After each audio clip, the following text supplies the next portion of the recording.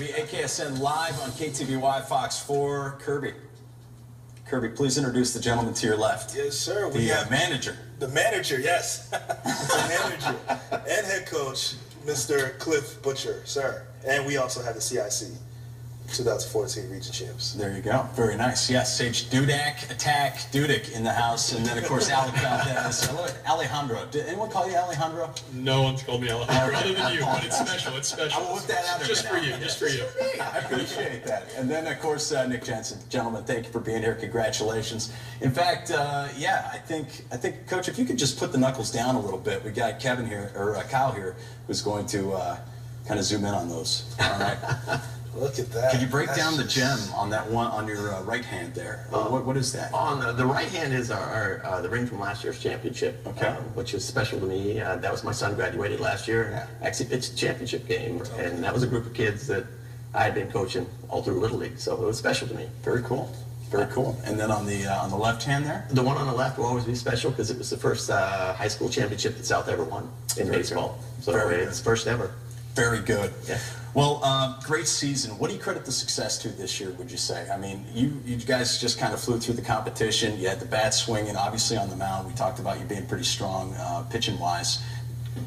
Would you say it's just a combination of those two things and then just being able to... You know, and I brought in, you know, I want to mention, you know, Taylor and Erlin, Danny Maselli, Kyle Madden and Jake Planchik. They were young, I call them young kids. They're probably in their early 30s, but they came in and gave us energy. They ran the practices. Taylor works there at South High and was able to get us a lot of extra batting practice. So the difference you see in hitting is obviously because of that. We had a strong team coming in. We knew we were going to be good defensively. Obviously, we worked hard at that. But I think a lot of extra hitting practice. Earl Krapps, my pitching coach, he's been with these guys have been with me since Little League, by the way, too. And Earl Krapps is the same guy. Cool. We brought those kids up.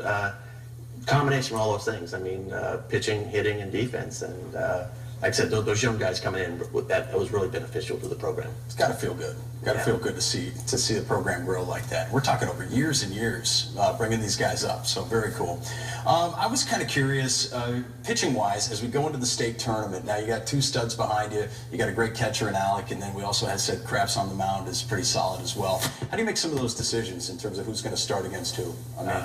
And do you guys talk that out, or is that a pure coach's decision? Or that is a pure coach's decision. I mean, and it's not always a popular one. But you know, the surprising thing about a state tournament is it's rare that your best pitcher is going to be in the championship game.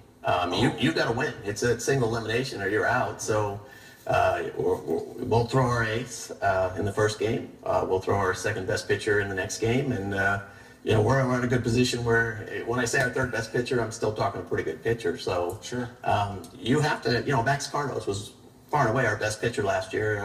Right. But he had to pitch that first game. It wasn't a popular decision, but he did it. We beat Lathrop 2-1. And, you know, my son's a pretty good pitcher, but I'm not sure he could pull that off. Right. Sorry, Brad. Yes. But Brad did actually come in.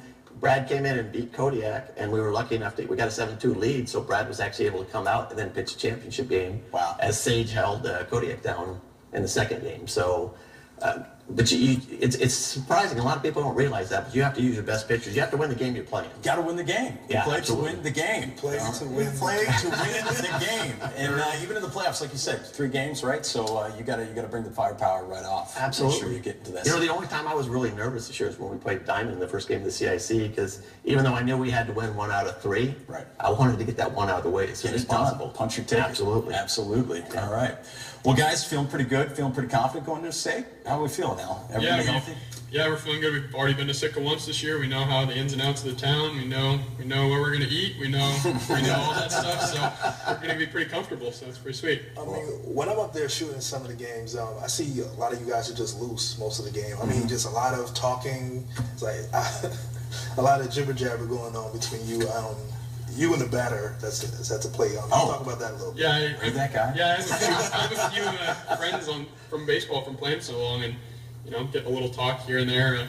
Talked to Grant Remmer the other day. He had a sore arm, so I didn't know he was going to pitch, and he ended up pitching, and he pitched really well. And I was like, hey, you know, good job, good pitching. You know, even though you're fighting through that pain. So. That's awesome. No, that's always fun. That's always fun. You enjoyed the little jaw jacket back and forth. Well, not really jacking, just friendly. Friendly. Absolutely, absolutely. Well, hey, I think you guys are pretty good to talk about what's going down Tuesday night. We got a big match to see who from the CIC is going to be joining you at stake. Any ideas based on the rubber match between West and Eagle River? You saw both of them. You saw Peter Cott. You saw Dalton Chapman. I'm assuming that would be the two starters, maybe. Maybe. You think Guido might be in there? Dalton, maybe not. That's going to be a game time decision, I'm sure. Okay, all right. Well, any ideas of what might go down in that game, or if anybody can answer? I don't know. We just kind of wanted to get the expert opinion. Go ahead, boys. If Dalton doesn't pitch and Eagle River jumps out to an early lead like they did on us, which is something we could see, then Eagle River might look stronger. So we'll see.